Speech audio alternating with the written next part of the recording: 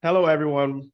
Today, I just wanted to share a community that I love so much on Group App, and that is Little Flower Yoga Learning Community. And I'm here with Jennifer, the founder of Little Flower Yoga, and they've been customers for how since August of last year. Yeah, about 6 months or so, I think. Yeah, and you guys have had a journey in building your community. And what I really love about your community is that it's gradually scaled up. And so Mhm. today, what we want to do is just share and do a show and tell as to how Jennifer and her team has set up their membership community and how they are running it and the different things that they are incorporating into their membership community. And go over onboarding, go over how they're configuring their channels, how they are running courses, and you guys are running cohort-based courses and leveraging the course functionality to the extreme. They're always sending me for future requests. So, We have a lot of requests, but there's a lot that's going well right now also. so I want them to go over that. So, Jennifer, I'll let you take it away. But the first thing I want to start out with is how do you guys onboard members into your community for the first time? I know you guys are dealing with instructors and they're coming in at different levels. Mhm. Yeah, absolutely. So we onboard folks in a few different ways. And I can share, it's Mhm. helpful. I can share my screen. So we use our community primarily to bring folks through our certification program. That's the reason that we signed up for the platform and kind of the core reason for us having it. So one of the primary ways that we do our onboarding is when people start their certification program. But then we also have a few other ways that we bring people into the community that we're really spending more time in as the community grows. And that is the ways that we bring in folks who've taken our trainings in the past, who are sort of in our larger community, but not actively in certification right now. So I can speak to that a little bit. And then we're also bringing folks in as they register for things like webinars and shorter courses. So that they are a part of the community, even if they're just dipping a toe into the water of what we're offering. But we started out only bringing folks in who were beginning certification. And that was really wonderful because it gave us an opportunity to get to know the software really well and kind of improve our comfort level, work out the kinks, get everything the way that we wanted it to be before we sort of flooded ourselves with many more members. So the way that we start when folks register for certification is we bring them in with an orientation. So when we start a new cohort of our certification program, which is about a 6 month to a year program, depending on how quickly people move through, it involves 8 different courses, mentorship. It's a rigorous program. When we start that program, we handle registration, and about a week before we intend to actually start course content, we schedule a mandatory orientation and we send everybody an invite link to the community with a nice welcome message about how wonderful it's going to be and how it's going to be an opportunity for them to connect with colleagues and faculty and spend time together outside of the course content. We try to get them excited for the experience. And then we send them a link and we basically take them step by step through getting started in the community on a live stream orientation. And then, of course, that orientation is filmed and available if folks can't make it. But as folks click that link and sign up for the community, we immediately put them into a segment, which I can speak to more later if you want, but basically we immediately put them into a segment that designates which cohort they're in. That gives them access to the channels that they need and the courses that they need. And then we bring them to this home screen where we say, start here. We try to make it really clear and easy, and just give people a lot of step-by-step. So, on this Start Here channel, we have things like, hey, don't forget to bookmark this community. Because when we first started onboarding people, it all went very smooth until everybody realized they had no idea how to get back to this space. So we've tried to get clear about things like bookmark this. Now head over to the introduction channel and tell us who you are.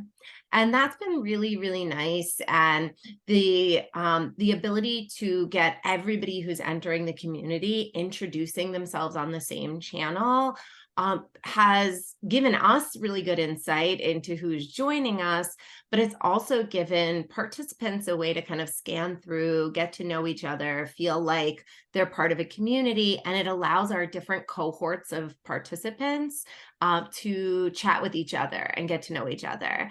So folks aren't just isolated into like the 20 folks they're moving through certification with. They actually, through this introduction channel and some of our other community spaces, are engaging with a much, much broader community, which is really nice. And then on that orientation call, we really go through basically every single link that's in this sidebar and say, here's your home screen, here's where you find your courses, here are your events. It's really great to RSVP for them because then you'll get a reminder, and so on and so on. We take people through step by step. And we find that when we do that orientation, it really smooths the way for people, but it also gets them excited. It gets them interested in the different ways that they can engage. It makes them feel like there's a more personal connection. And we get a lot of like, this is so amazing. This is so much better than I thought. I'm so glad that we have this type of messages through giving some thought to creating a really simple, kind of fun onboarding experience.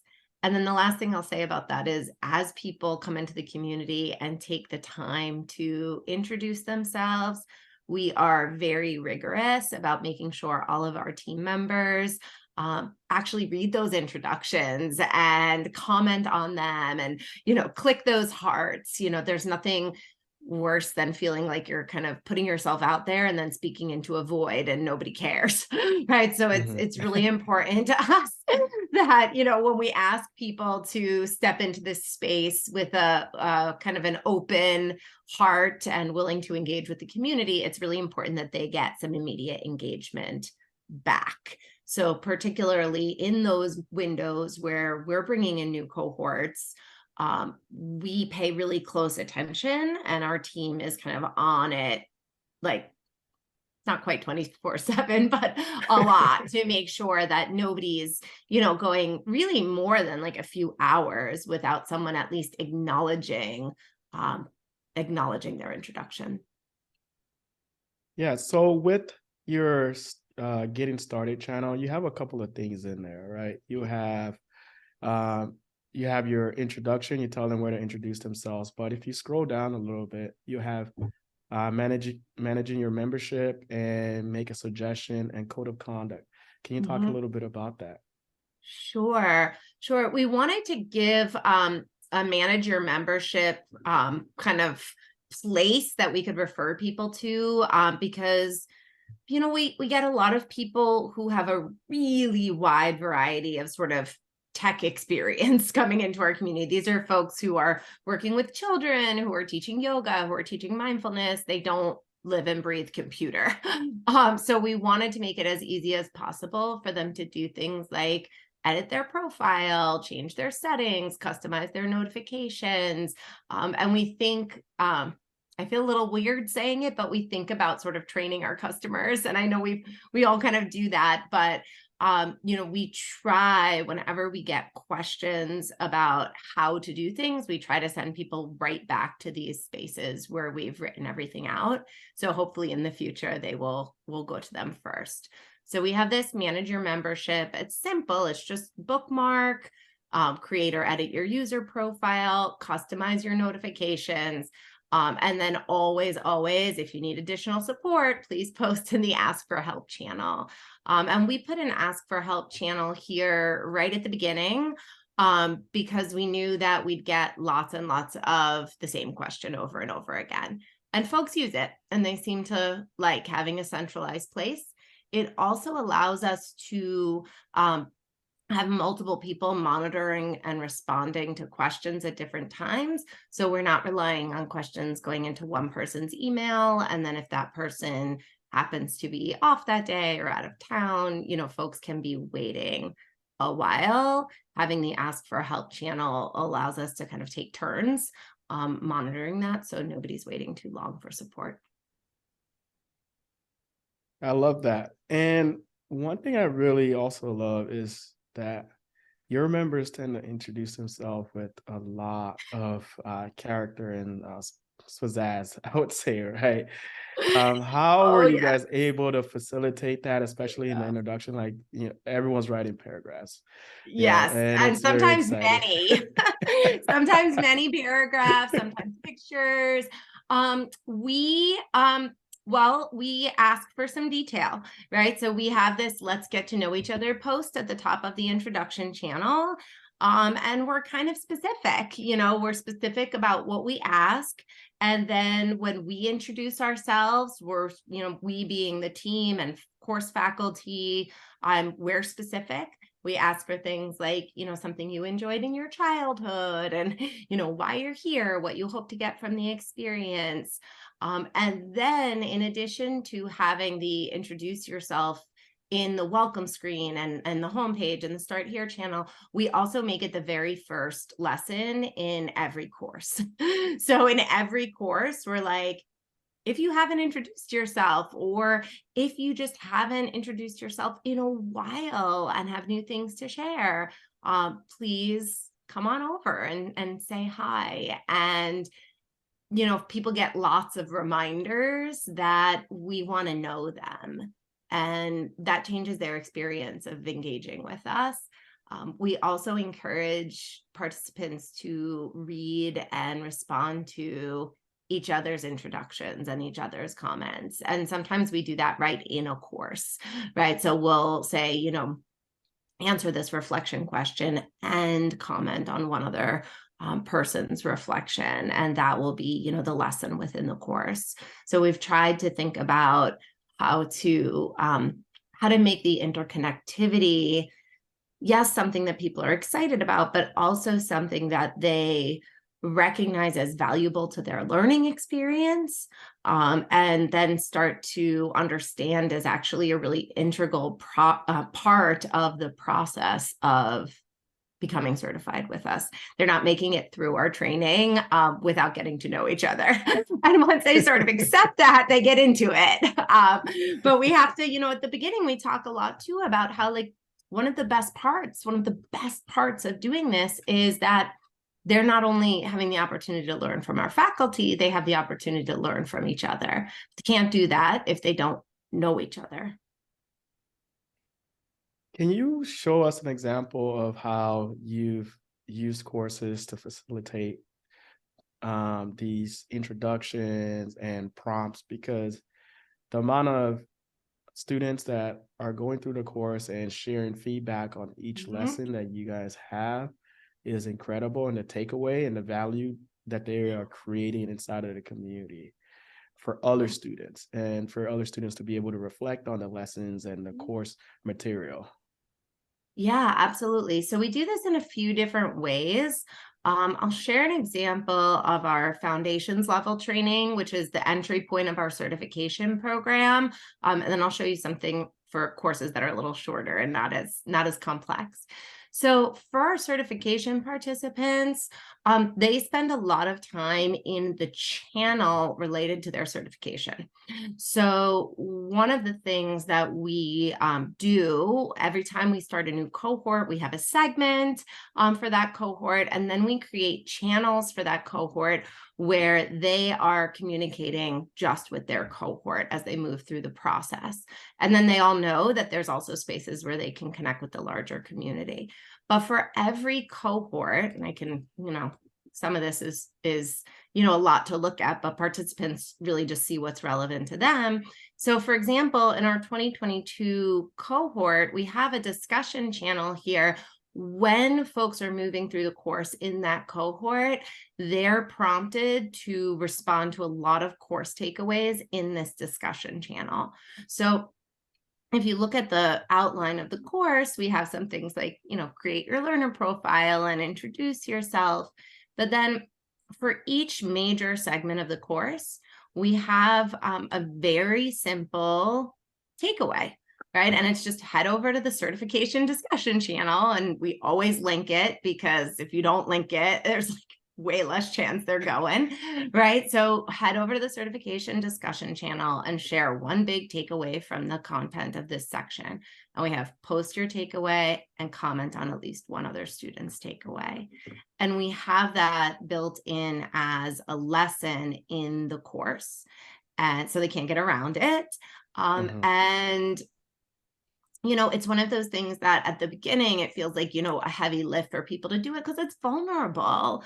But then they get some positive reinforcement in the form of feedback from each other. And they realize there's so much to get from those conversations. And we do it for every section of every course. So it could be, and not all courses are as long as this, but it could be just a simple takeaway. But then sometimes, I'm looking for one. So sometimes we have more specific questions, so more specific reflections. So here, this is like experiment with teaching.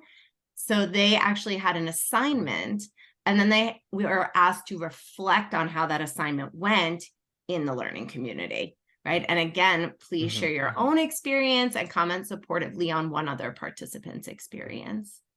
And for us, we also are able to offer to participants the idea that reading and reflecting on other people's experience is not only valuable because you learn from it and because you are offering support, but it's also a way of learning many of the skills that they're with us to learn.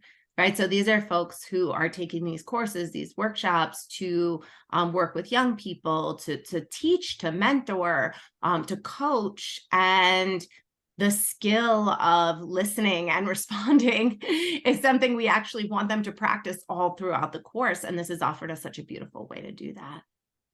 And so that's one way that we use those kind of reflection prompts, discussion prompts to get people talking. And if you just take like a quick glance, I mean, you'll see it's like, it goes on, and people post lesson plans and respond to each other. I mean, many of these will have multiple comments. I mean, you'll see like 7 comments, 3 comments, like 5 comments, people comment. This is a lot of work, like to download a lesson plan and give somebody feedback on it is no small thing. So we're always really appreciative of people taking the time to do that.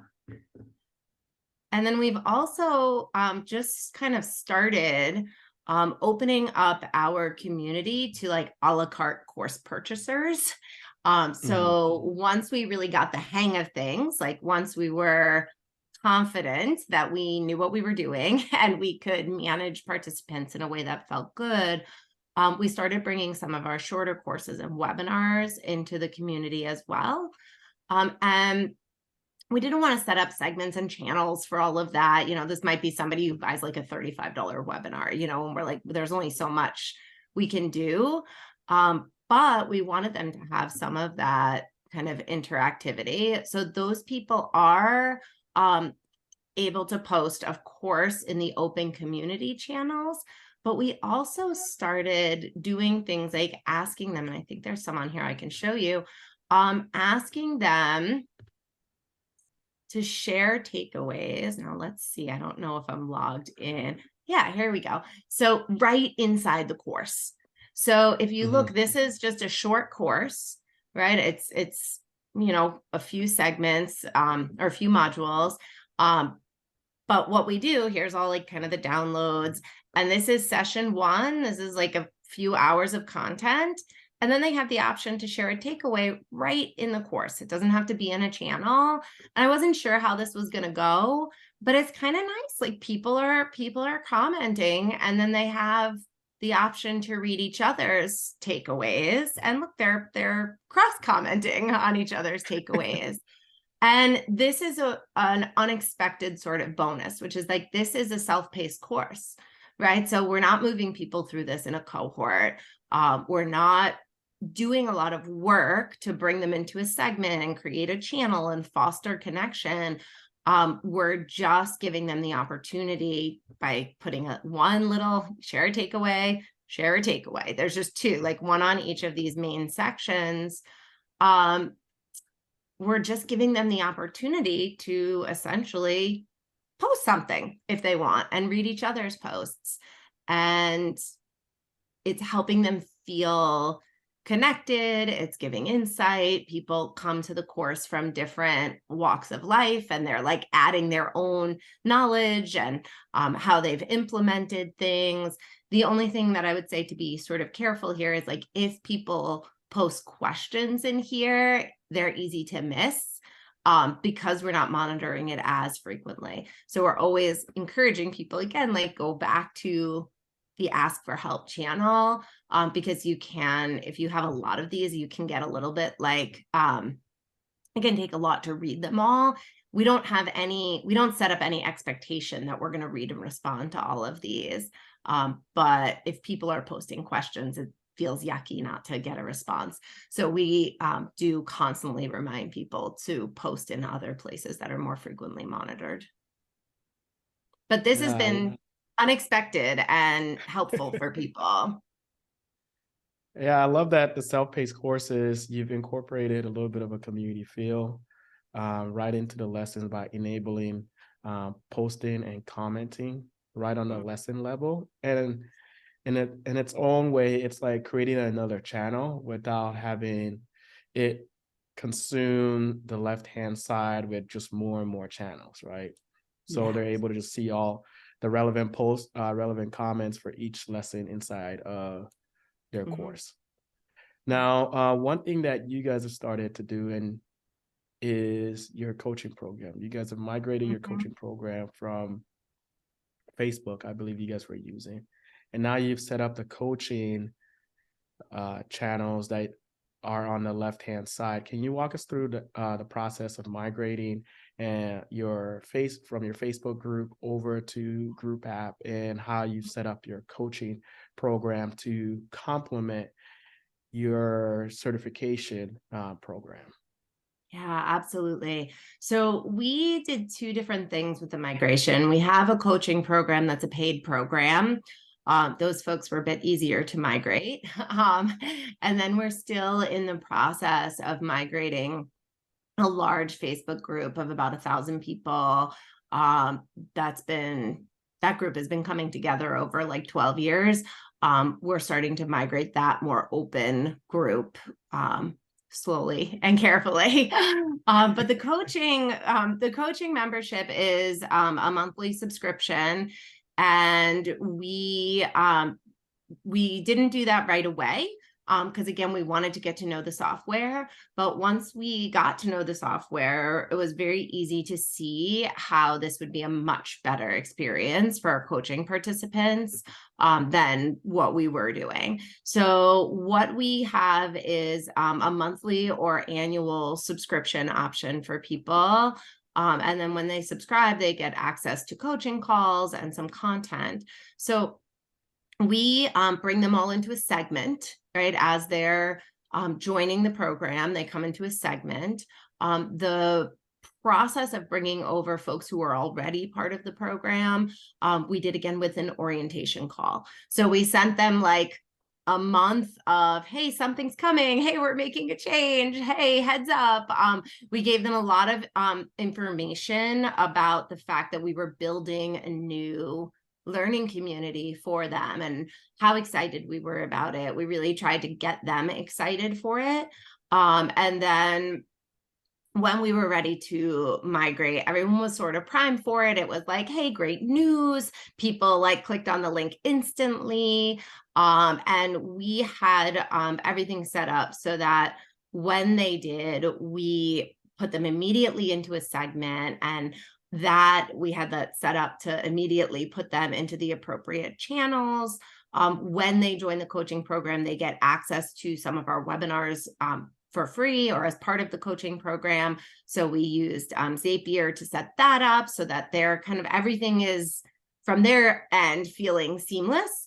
And then we did an orientation call, a big orientation call again, and brought everybody through it was very celebratory feeling like, hey, we've been connecting over these live stream calls for all this time, but like, not everybody can always make the calls, and sometimes they want to talk with each other outside of when I'm available. So we really emphasize the fact that through this platform, they could connect with each other. They can even send direct or group messages to each other.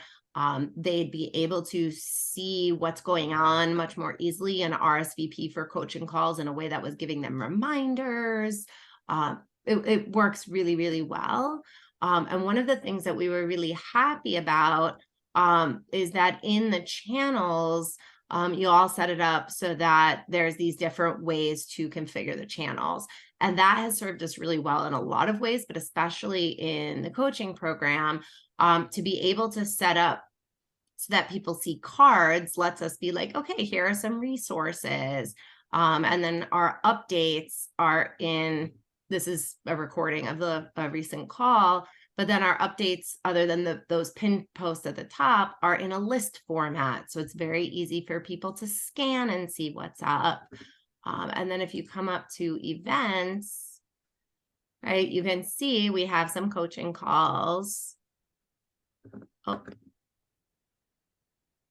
it's not going to show me the lock screen because I'm the admin. I thought it might give me the screen. So what I wanted to show you, of course, it's not going to, is that with the coaching calls, if folks are not a member of the coaching program, we have the lock screen set up so that if someone's like, there's many people who are not part of the coaching program in the community, we have it set up so if they click on those coaching calls when they're looking at other things, like we have open office hours for everyone, they will get a little message with a link to like, if you'd like to join the coaching program, here are your options, here's what's included. And we've actually found that people are the community is sort of cross-pollinating itself, right? So like folks who've come in for certification are joining the coaching program. Folks who are part of the coaching program from years ago are buying webinars that they may never have noticed because they never went onto the website, but now they're in here and seeing what's going on. And we're just starting to really see that get sort of more common now. Like I said, we're about 6 months in. I think we've got about 200 members in this community right now. And we're really starting to see people not just kind of come for what they signed up for, but look around and make other purchases and think about different ways that they can engage without reaching out to us. So in the past, most people who signed up for the coaching program in the past, there was like a phone call or an email and I have questions and, not really a hard sell, but more of just like, is this right for me? And now it seems like it's much easier for them to understand what's what. They see comments from other participants. They can look at the schedule, they can sort of quickly assess what's going on around here, and it seems to be creating a situation where it's a little bit easier for people to build on whatever they initially signed up for. Yeah. You mentioned segments a lot. So I'd love for you to show us how you guys have utilized segments within Mhm. your community, and also how you guys have created the lock screen for like your coaching programs and Sure. other programs inside of your community. No problem. So if you go over, this is our admin panel and it's crazy. But I'm going to click on segments here and you will see a lot of segments, right? And it's actually much simpler than it looks. What we do is we set up a segment for each certification cohort. And when we do, like this is a good example. Oh, those are people. Let's see. Actually, I'm going to show you. Sorry, I'm just wondering what the most simple one is. So there, I don't think there's a way for me to click in and show you sort of how I did it, right? Because when you open the segment, it's showing the participants. Mhm. But basically every one of these segments represents either a cohort that's starting of certification, or a group that we want to keep together. So here's the coaching membership participants. Here are these are participants in an anxiety workshop that I actually teach with a completely different organization, but we give them the option to come into the community to stay connected to each other. So those people come in and go into this segment anxiety workshop, and they just have access to very limited channels and a few things that they can do with each other.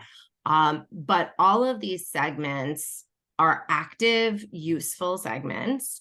And the ones that we use the most are the ones that are organized to bring people in a particular cohort through a whole bunch of things together. So the winter certification, the fall 2022 certification, these are groups of people that started certification together. By putting them into a segment, it allows us to engage with them as a group much more easily. So we can Mhm. set up channels and say, this channel is open to people in these segments. We can set up an event and say like office hours or a coaching call and say this event is open to people in this segment, rather than having to go through and select people individually or things like that.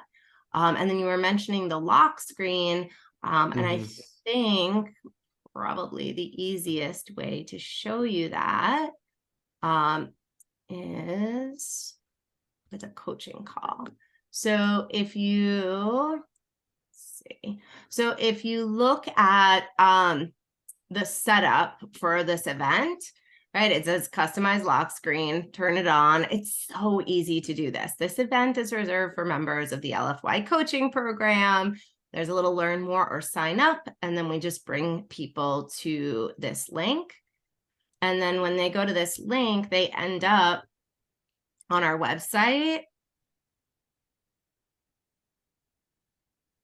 This part of our website, and it just brings them right back to group app. So then there's an option, there's a monthly option, there's an annual option, and it just brings them right back into the list of the benefits and the ability to sign up for the coaching subscription. So it's an easy little link, and it seems like such a simple thing, but using the lock screen has actually really been wonderful because it allows for this sort of like passive marketing. Really, it's just the ability for people to naturally be curious in what they're curious in and get to the right place, rather than being like, what is this? Do I have access to this? I'm kind of annoyed that I don't, but not interested enough to go like digging around and searching for what it is, right? The lock screen makes it just very easy for them to be like, I was interested enough to click on this. I'm just going to click one more time, and now I know everything I need to know. You guys also use the lock screen with channels, but you guys do it a little bit differently with your coaching uh, members channel. You guys are just redirecting people to a subscription upgrade, right? Yes. Can you show us that real Yes. quick? Maybe. I think I have to log out. I'm not that good at it. Let's see. Let's see how I can do this. And then I can log in. Okay. Close your eyes. I think I have to log in as a stranger. Ta-da. I think that one doesn't have any Oh, I'm so sorry. I don't have this all set up to do what you're asking. Let's see.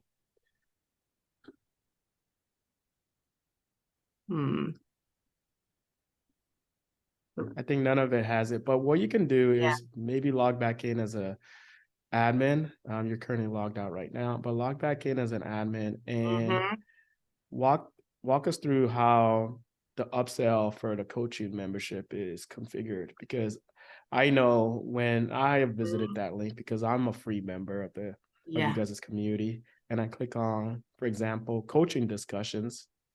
If I click on that link, it's going to tell me that I need to upgrade if I'm logged in. And so maybe you can show how that channel is set up on the back end. I can. Just give me a minute to get back to my actual login. All right. So yes, I forgot we set that up on all of the channels, and it's been all of the channels that it makes sense for. And it's been great. So if someone clicks on coaching discussions, here we go. So this goes to the lock screen here. This channel is a forum for members of the coaching program, all the wonderful things.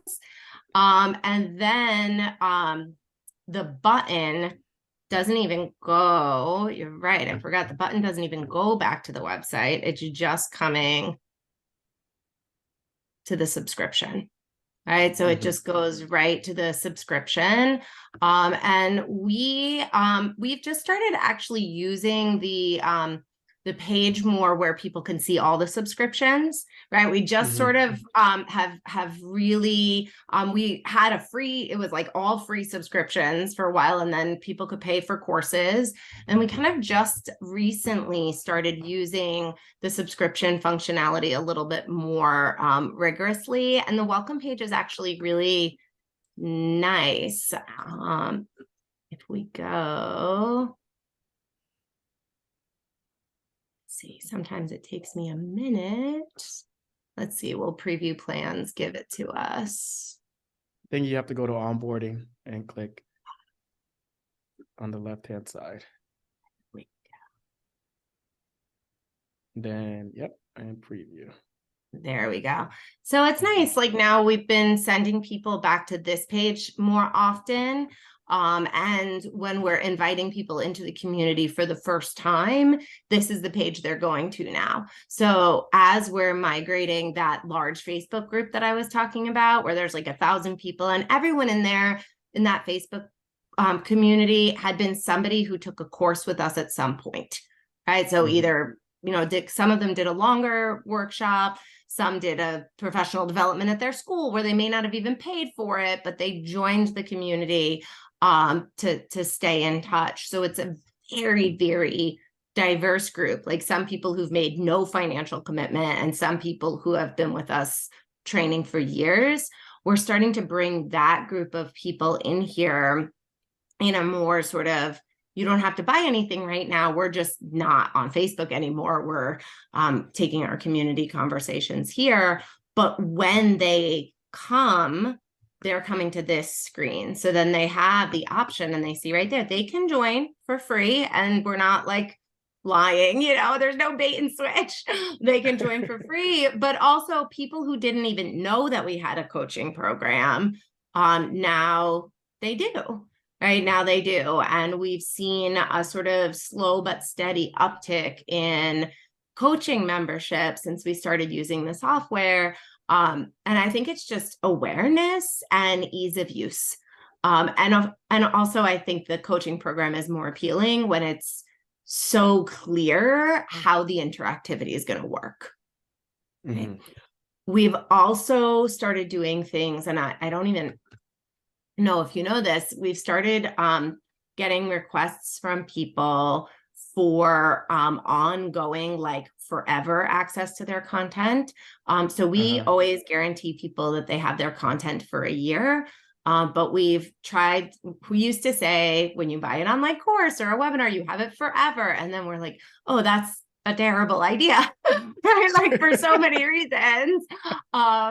Forever is a long time, and we changed software, but anyway, we now say we guarantee that you have access for a year. But if people join one of the coaching subscriptions, we allow them to request ongoing access to their course content for as long as they're a member. So that has also been a really nice thing, because we are not guaranteeing people like forever ongoing membership in the community, even though we want them to stay, but we also Hmm. want the flexibility to say, like, it's actually quite a bit of work, right? Managing all these people. So if you want to stay forever, like well past if you're finding value in this community and you want to stay and you want to go back and have access to all of your course content for the future, or it's taking you longer than you thought and you want to roll into the next cohort or something like that, we're setting up a situation where folks can join the coaching program that keeps them in the community, and then we're extending access to their courses as well. Yeah, I love that. I love that you guys have made the decision to say, hey, you have access for a year, and you've used the coaching program to incentivize longer retention and giving them access to particular lessons or Mhm. courses that they have directly inside of the community.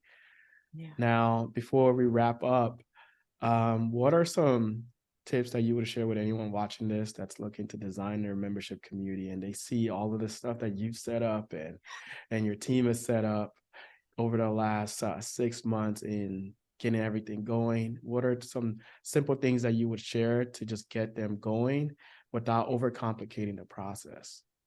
Yeah, that's a great question. And I would say just go step by step. We I was so excited about the doing this. I was like, we have a learning community. I like in the first week was like, let's put it on our Facebook post. And I was so excited. I was so enthusiastic. And I'm so glad that we didn't go full speed ahead like that, because there are small things that we've learned along the way that have really simplified our capacity to bring larger numbers of people in without overwhelming ourselves.